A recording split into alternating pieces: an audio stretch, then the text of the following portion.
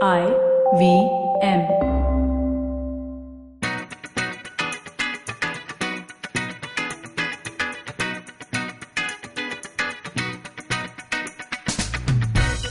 Hello, beautiful Aishi.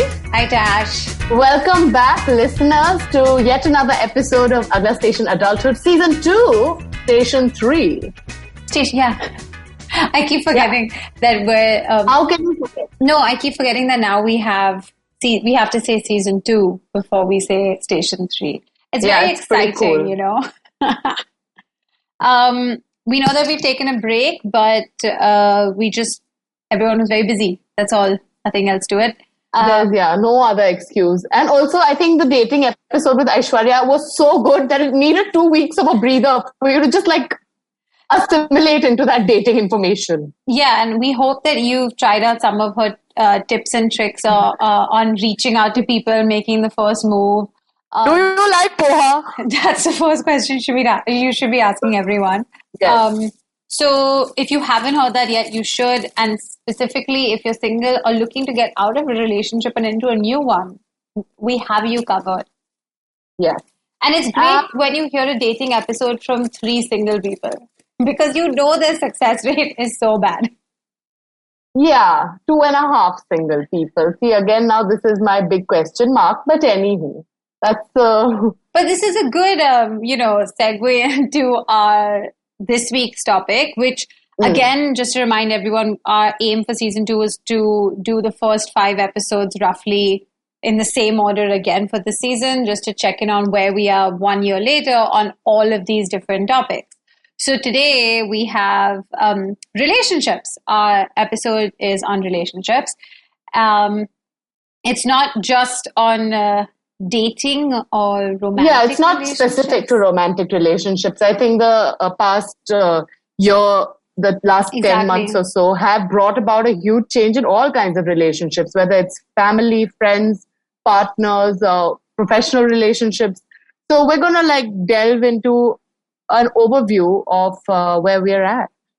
And the fact that now we actually did touch upon, I think, relationships and family dynamics. So I think it was maybe the compromise episode or one of the ones that we recorded when we were deep in the lockdown phase, where we talked about relationships and COVID and how it's put a stress.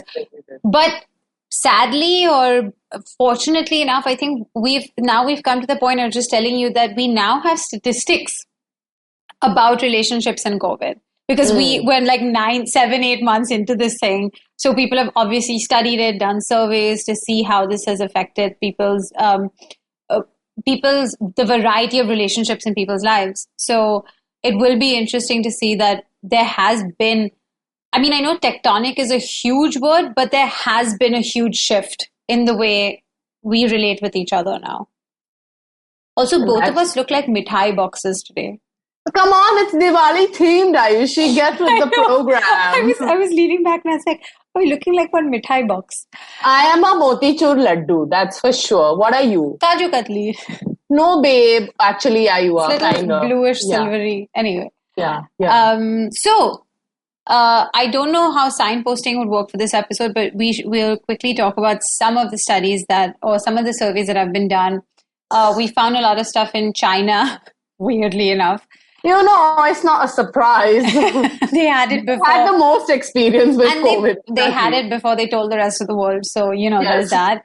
And some studies in France and some that are skewed towards women. And unfortunately, a lot of these surveys were done for a more educated sect of society or kind of cut. So I know that this isn't entirely representative of everyone. And moreover, they weren't Indian studies. So it's, I don't want to make any sweeping assumptions, but you can tell by and large that the mentality and the question and the sort of the questioners of these studies were kind of similar to what we'd also have been going through. And because we're still in this limbo of lockdown, at least in Bombay we are. So, and I say the human experience transcends. And to a degree does transcend language, geography, because it's human beings and human relationships are complicated and messy and glorious and beautiful all together. And at the same time, they're actually painfully generic and the same at everyone's level. Yeah. You can, it's that movie that there's a line where it's like, breakups seem so earth-shattering and devastating to you, but honestly, they're just so unbelievably cliche to everyone else. Yeah. And I felt very attacked when I read that that quote, because I was like, you don't even know my pain. But what I'm trying to say is that fundamentally, like you said, world over, there's a lot more that we have in common than not in common. For sure. So a study that was done by the Aviva Insurance Group in France, they surveyed between like 16,000 to 20,000 that was a range that they were looking at. And they surveyed 25 to 34-year-olds. So roughly our generation, this, 90s kids. And from December 2019 to May 20th, just in that period, there was a 5% increase in couples wanting to end their relationship and moving towards things like long-term relationship breakups and divorce proceedings.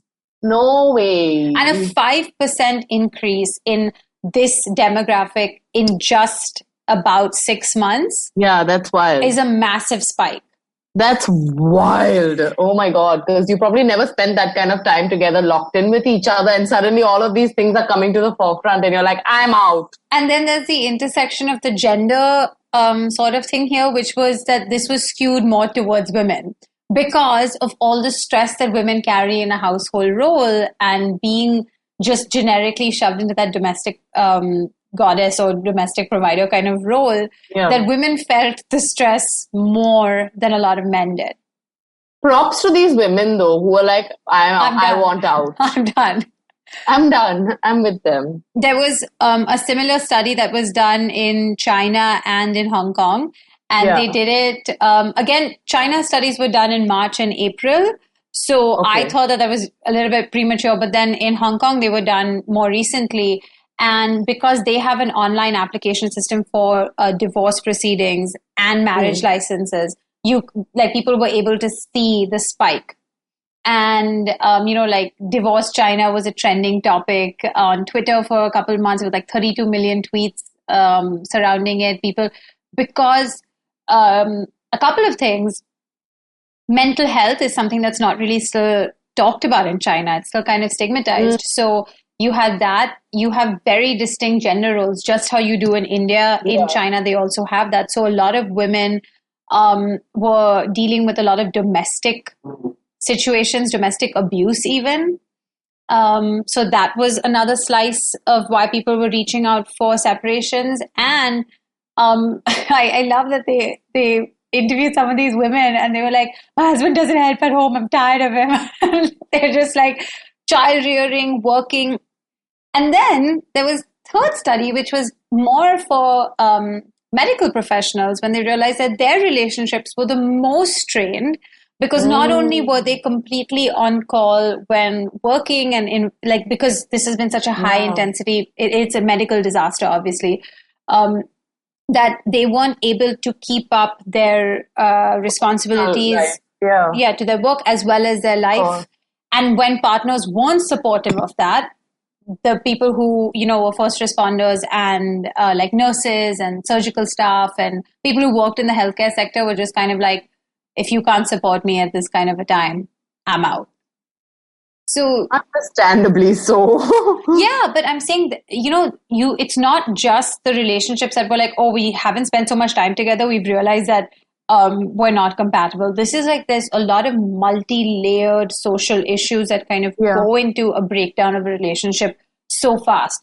Usually divorce is like a 2-year, on average, it takes 2 years for a person to get divorced from the time that they think it to the time that they actually legally get divorced. Yeah. So if you're looking at 6 months as a accelerated rate, it's insane. Yeah. And it's insane what something like the pandemic in itself is insane, but look at what's coming out of it. You're actually going to have a lot of families not be families at the end of this or whenever the end of this, I don't know.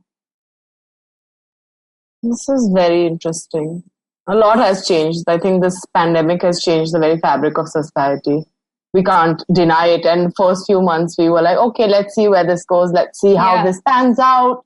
Couldn't say much. But now I think 10 months into it, I think we can firmly ascertain that it has changed fundamentally a lot of things for a lot of people.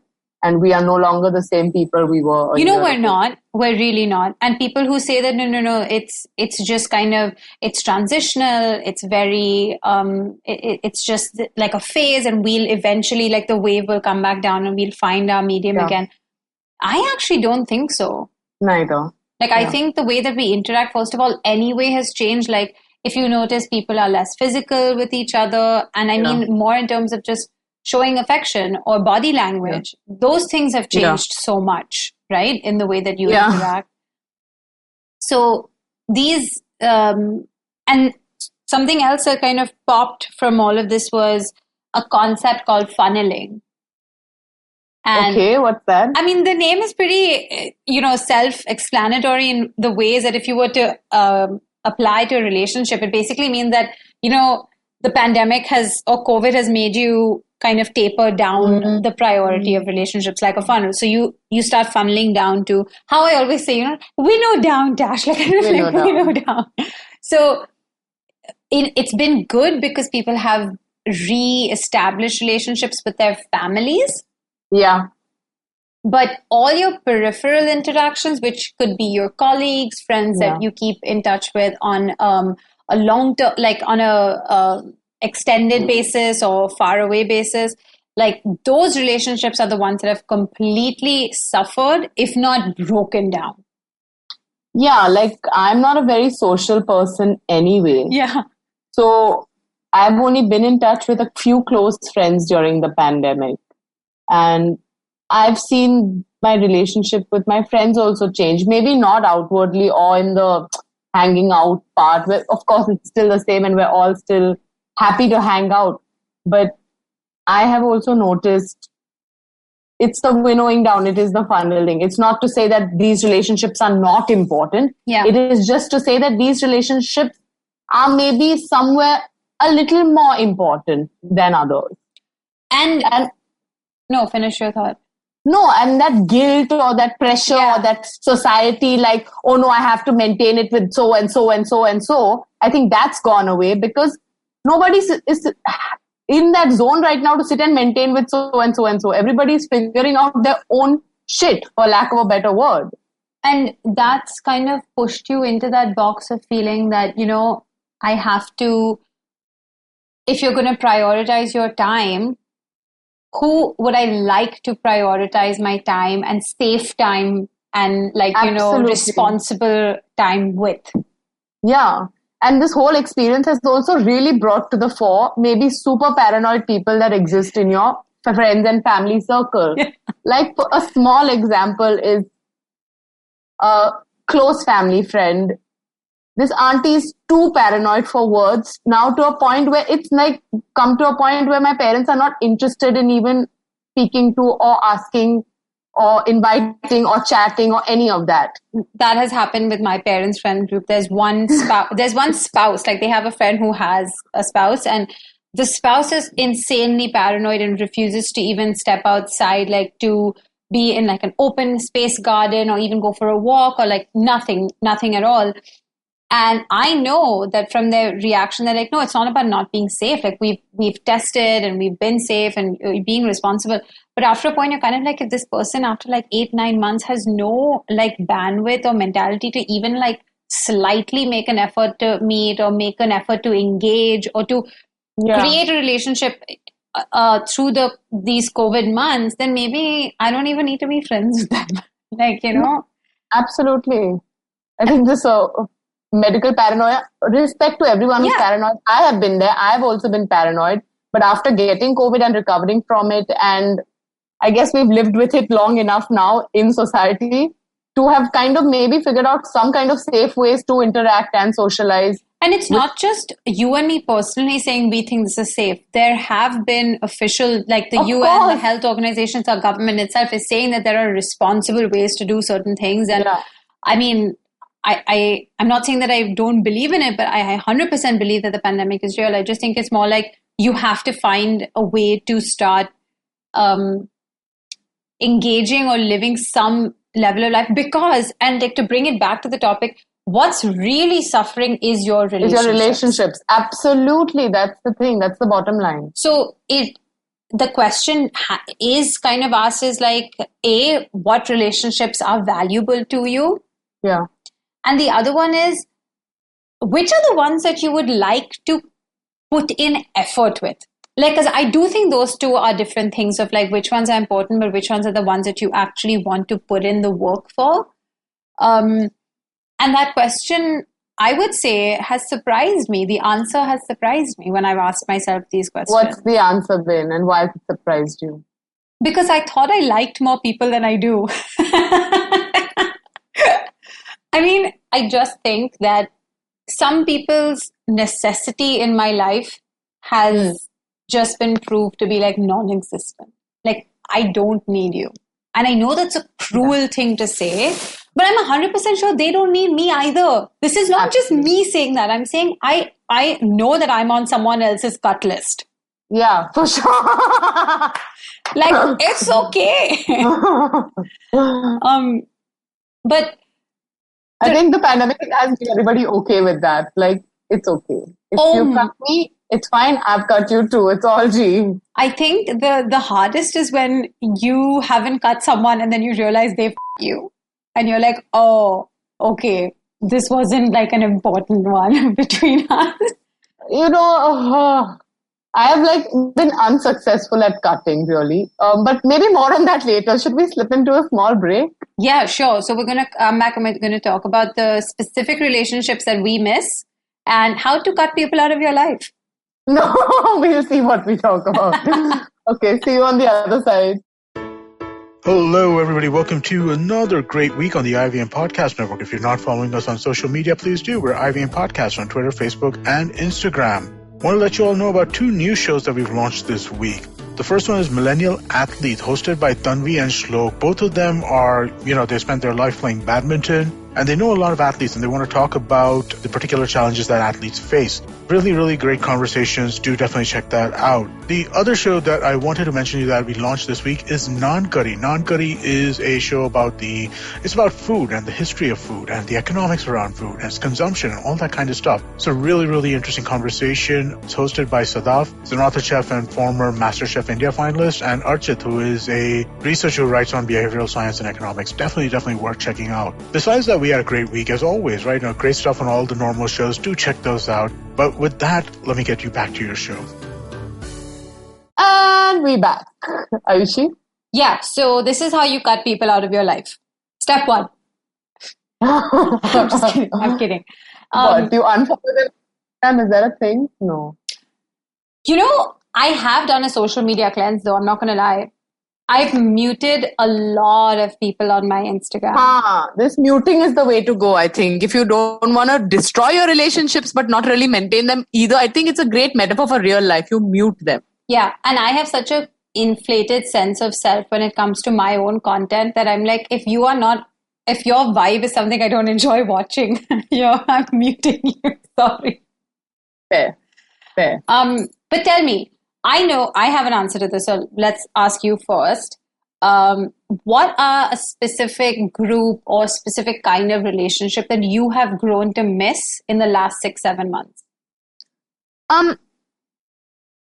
I have grown to miss work and the stuff that comes with that. So professionally, because I can't say I have not had the first 6 months of lockdown, I was in a very heavily committed romantic relationship, living together setup. So that box was the 2 ticked. My parents were also involved, as in they were there in life. I was in touch with them. So that box was ticked. And now more so after I've moved in with them, I am beginning to explore a whole new kind of relationship with my parents. But more on that also in a bit. Because I've seen a huge change in the way to them just in this past few months. But I honestly do miss work. And in a way, it's kind of scary for me also. Because today, after a long time, actually, I went in for a real life audition and a real life meeting with a director. Yeah. But you enjoyed it. I enjoyed, but Ayushi, I almost had forgotten, I feel, how to interact with people. Yeah, it happens. And of course you find it, but that ease or the flow with which, if you're doing it every day or if it's part of your routine. You're just out of practice. Yeah, I'm out of practice and I miss that a little bit, just professionally networking, because being on Instagram, on social media and networking and chatting with people from the industry is different than actually being in the same room with them and talking to them. It's a whole different thing. And I am the same person online as I am offline, but I think online there is more space for me to retreat and then come back. But in real life, there's no space for you to retreat into your bubble and then come back. If you're there, you're there. Nah. Absolutely. So I enjoyed it today because also it challenged me, reminded me of myself back in the day before this 8-month hiatus has come along. Oh. Yeah. Honestly, same. The relationships that I miss the most are my colleagues, and just being at work where there's an energy, there's people, there's human interaction. And because I got to travel a fair amount to a lot of the offices around the country, that was always so challenging and so fun, because not only do you get to speak to different parts of your team and the company across, but you get to, again, involve yourself with different kinds of people across the country. And you know me, I just love to get to know my countrymen and women. And it's also about different perspectives, right? Exactly. Right now, you've been living with your parents for 6-8 months. I know all their opinions.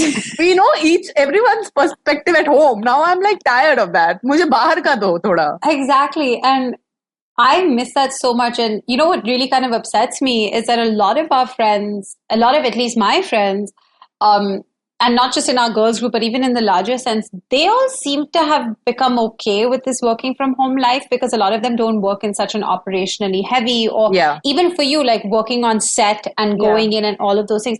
None of them do that. And a lot of them are okay working completely at home. They're like, no, we're not going to open up because our team is completely remote now. And I mean, my brother's own job has become like that. And so there's a lot I find that, it almost makes me feel guilty, because I'm talking on chats I can't wait to go back to office and go back to work and travel and stuff. And people are like, why? It's just we've given up our space, we're not doing this. And I'm like, but it's easy for you to say when your personality and your job is built that way. But if you're like me, which I think a lot of people are, you miss human interaction. And absolutely. I think it's almost like fuel for me.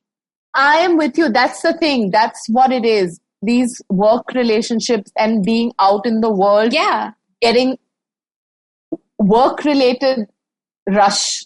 It's a work high, that and fuel. I know that the entire country and the world and the region is super excited that now we can work remotely. And quite frankly, the labor industry across the world, just labor, if you think about it, and specialization is changing radically, because if you don't have to be in an office, you can work from anywhere. That means there's going to be a breakdown of how job interviews happen, by the way, and where you can hire from, and company cutting costs. Let me just tell you that. But the point is, I don't want that.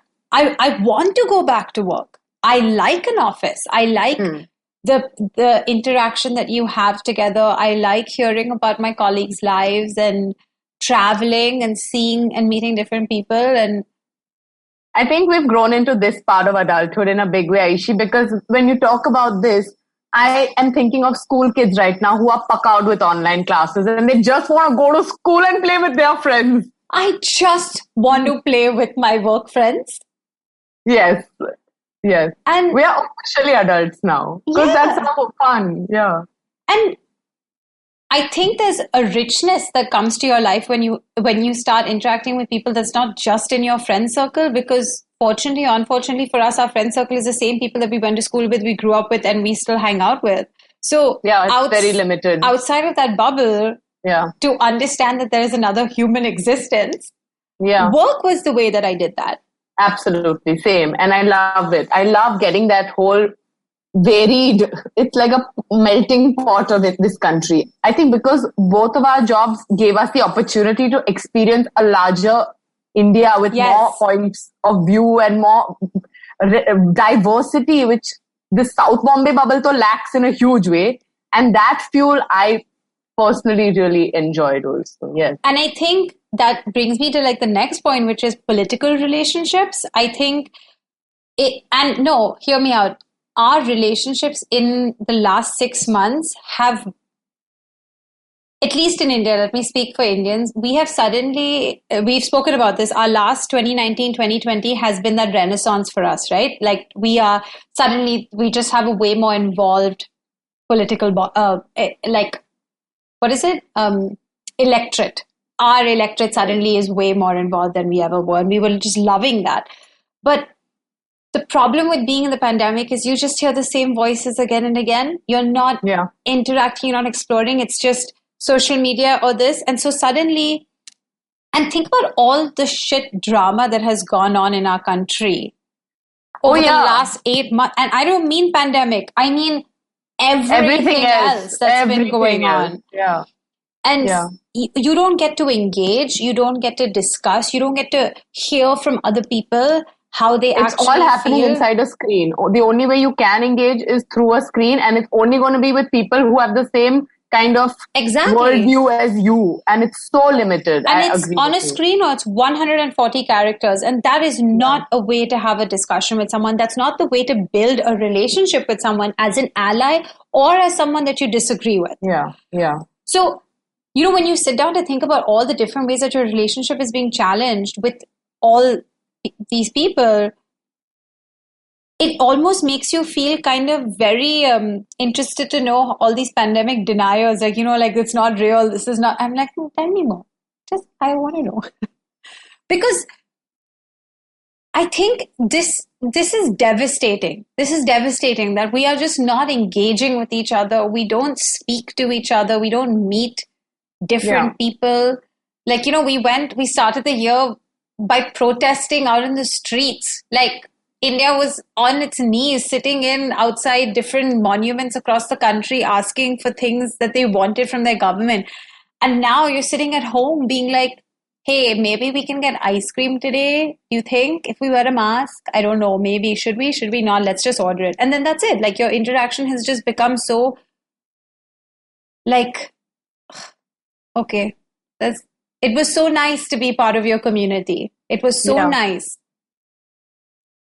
Yeah. I don't know. It feels like, I know this sounds like a complaining thing and it's not really about relationships, but so much has been stolen from us.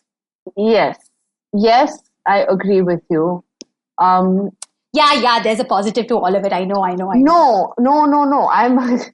I'm fully where you are also. I get it. I don't know what the solution is. I don't know what the way out is, because also when like the Hathras incident had happened, there were protests, etc., organized. But given the pandemic and situation, it is like, where are we? We are in a catch-22 situation right now, where there is so much going on in the country which demands our attention. But the pandemic is also very real and on the loose. COVID is out to get us. Exactly. And so the thing is that you aren't allowed to be, not allowed to be, but it's getting so hard to start prioritizing things that you care about, because no matter what it is that's engaging you or upsetting you or outraging you, somehow COVID is still looming above all of that and makes everything else seem like, but listen, there's like hundreds of thousands of people dying worldwide because of this. So I think the fact that you're disengaged from your community, you're disengaged from your larger group of social connections. I think it has spiked loneliness and disengagement in a huge way, especially for people who live alone. Like, I can attest to my sister, who's been living alone for most of this pandemic. Yeah. Only in the last month or so have we really increased the whole visits, like coming and visiting her, staying with her. And she got a cat 3 months ago. So I've also noticed how it's affected her and kind of made her a different person, because people who are okay with being alone and not maintaining relationships as such it's made it even harder for us as family or friends to reach out to them and pull them out of that being like, hello. There's more to life than outside, that is outside a screen and outside of your work from home situation. So I think that's something we need to work on, because even though it is what it is, relationships are that rust of life, Of course. It's what fuels a lot of us. And for people who aren't okay with a solitary, and look, this is not like judging people who are okay with having a more solitary lifestyle. Good for you if you're doing well and enjoy it while it lasts, I suppose. But for people who don't live like that, this is challenging. Like, the suicide rates have gone up in America by like 14 to 15% in 1 year, which is insane. And then if you think about the age groups that are suffering the most, who have been calling the National Suicide Prevention hotlines, it's all young adults. It's in the 18 to 27 range that are feeling so disconnected from everything and anyone that they are considering these very extreme sort of tactics, or I don't know, a cry for help in some way. So it's not to say that it's only COVID that is leading to a breakdown of mental health in America. Like, their political field right now is a mind fuck, and they've been going through their own stuff, but it's contributing to a very weird new way of living. And so I think kind of the way that I'd only want to sum it up is, you really need to work at the relationships in your life. Yeah. To save them, or to have any semblance of normalcy, or to create a lasting connection. Yeah. I don't know, like, I mean, and not to sound like the dating thing, but how are you supposed to meet a partner in a lockdown? That's like another thing. Like, there are less weddings this year, and there will be less weddings next year. But on a like positive kind of cutesy note, if by chance you have happened to start like flirting with someone through the social media realm, there is something very reminiscent of like being in high school or college, where you're like staying up and talking to this boy, or being on video call. And that's been fun and exciting, because I'm flirting. What's there? Yeah, I mean, it's good but it's the same thing that we said last week with Aishwarya. It's like it's initially fun, but then you realize that like, now what?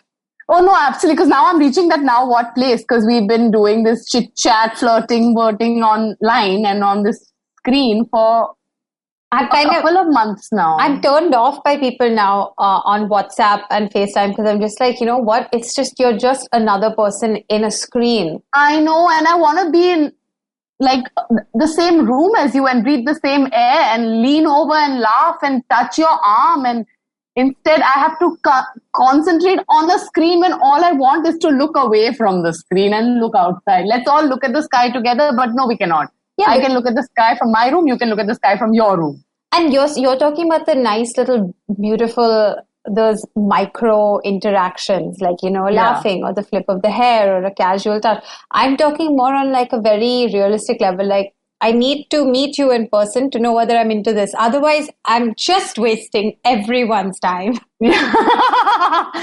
Yes. Because we haven't met if the person and I have not met, I'm now just extending this like noose. Like, I'm just pulling the thing longer and longer. I don't know whether we're going to unravel it, or I'm going to like pull the hangman's lead. I don't know.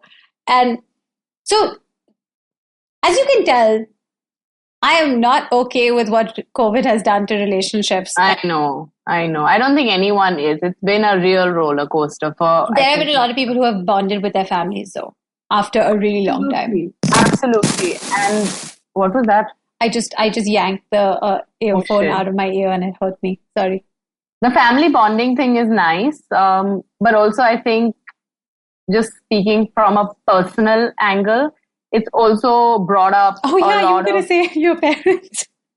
Yeah, so the cracks. Yeah. Well, you see the cracks in a relationship because you spent more time with these people, also because we are 1 year further into the adulthood journey. Yes, absolutely. So beginning to understand the gray, the complications of what a married relationship of 35, 36 years looks like, what the cracks are, what you can do, how you can intervene, how you cannot. These things have become very, very apparent. What did I tell you about interfering and intervening? You said you can't change them, and I have understood that now. But I mean, last week I had my first meltdown, if you will, with my parents. Lovely. Yeah. And I think I told them and shared with them whatever it was that was bothering me, not about my life, but about where I felt that we had not, where they had not met my expectations as a child, or where I felt some gaps were there. Ooh, so it was you got a life deep. where I've been so open and so vocal with both of my parents. Yeah, I got into a proper deep one with them. And so my mom and I have always been very close, but my dad and I have had a limited close relationship. So there are safe topics to talk about, and then we are best of friends. There's always a version of myself that I have been with my father. But when I moved back in right now, I realized I cannot be a version. You have to be myself. Yeah, whether you like it or you don't like it. So the meltdown was part of me introducing him to this new person that I am as a 27, 28-year-old almost. In all of this, ye hu main fully. If you want it, take it. If you don't want it, don't. But of course, may have crossed a line also, I felt that day. So then from my end, I've written a letter to him, explaining in that letter that this is who I am. This is Ritasha 2.8. And I'm excited to get to know you now as an adult. And let's build this relationship. Because again, it's come down to one thing which I've always felt strongly about is like communication is key in any relationship. Yeah. Keep it.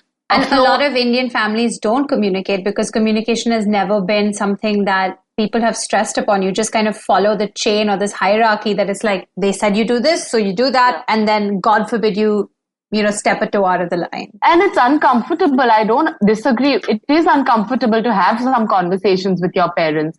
It takes a lot of courage also. Put yourself out there, and then again to apologize also, because it's very easy to brood and be like, no, but you were like this to me, so I'm not going to talk to you for 3 days. You have 3 friends at home. That's it. You have to make peace.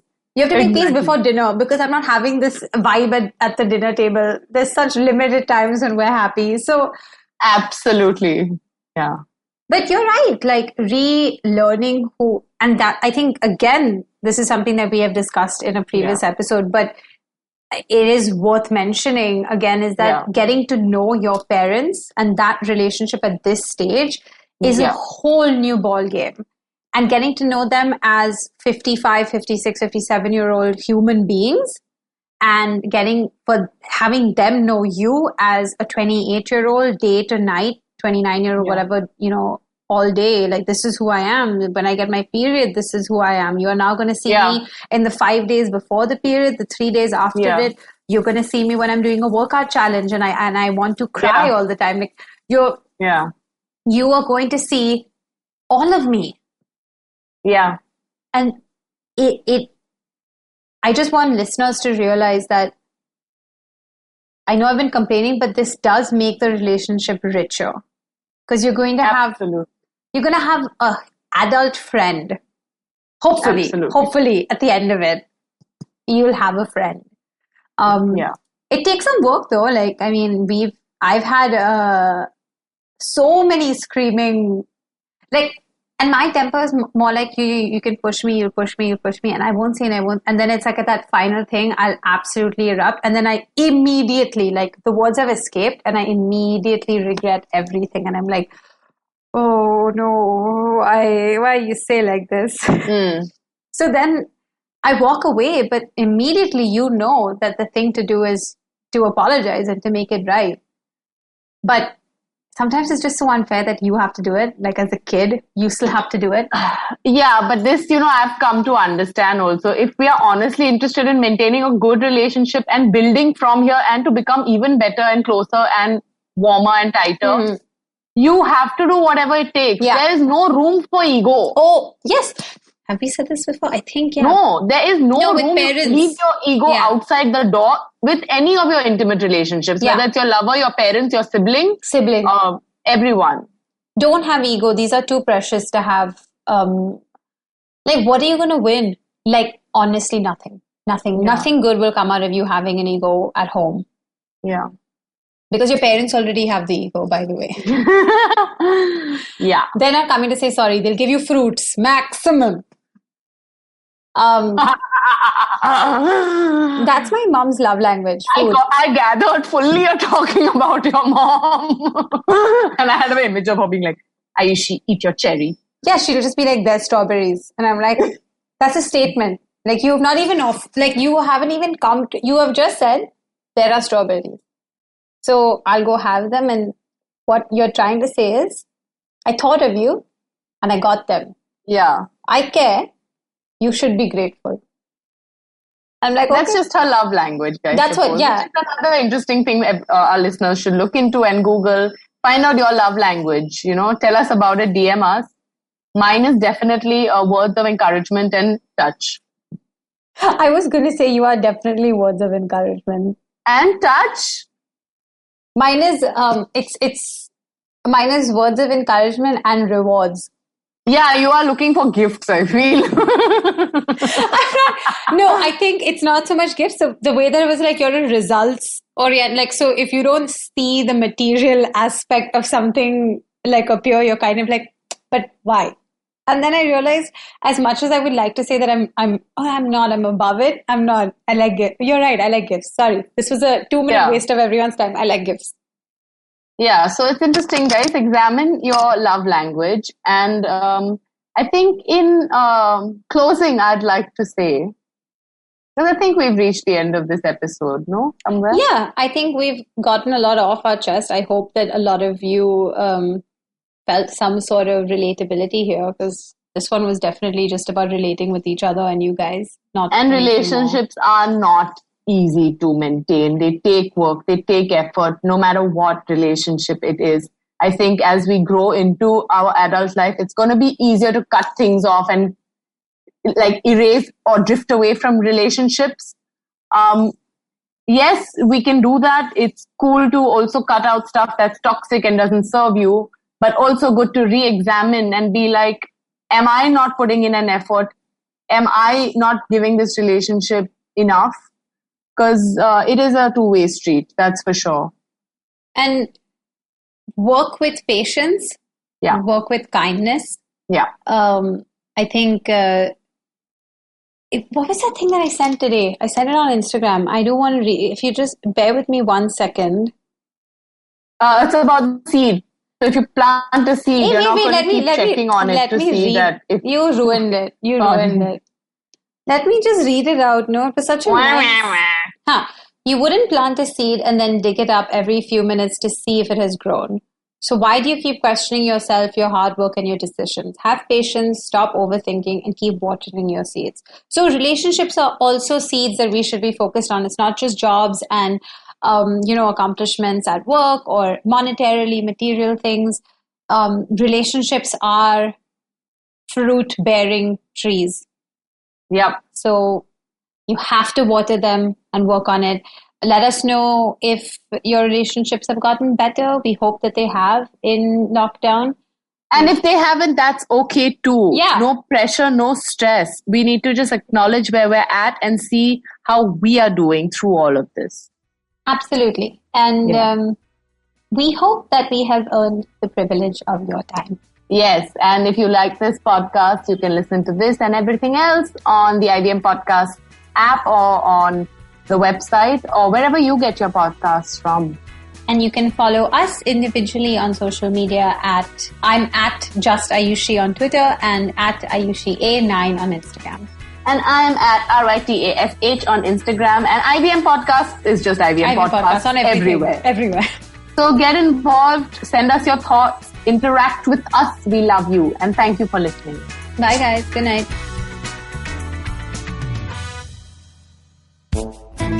पेश खिदमत है आपकी शान में हमारे अंजुमन से Hi, I am Sadaf.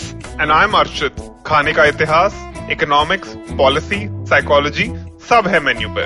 Only on the Naan Curry podcast every Wednesday. सिर्फ IVM podcast app या वेबसाइट पर या फिर जहां से भी आप अपने पॉडकास्ट सुनते हो. Have you ever wondered how successful people do their thing? How do they navigate the challenges they often face? Are you wondering about the future of restaurants, film, education, technology, and everything else in between? Hi, I'm Gauri Devidyal, best known for being one of the brains behind The Table, an award-winning restaurant in Bombay. One thing my life as a restaurateur has given me is the opportunity to meet with some truly inspiring people, most often just by chatting with strangers at the community table. And that's what this podcast is about. It's about learning the new dimensions of business and understanding how different people swim this sea. It's an opportunity for me to pick their brains and ask them all the questions on my mind, whether it's about learning from their past experiences or talking about future trends. Through their journeys, stories, and insights, I hope you too, like me, will come away inspired and energized. So come, join me every Wednesday with your favorite drink because this round is on me.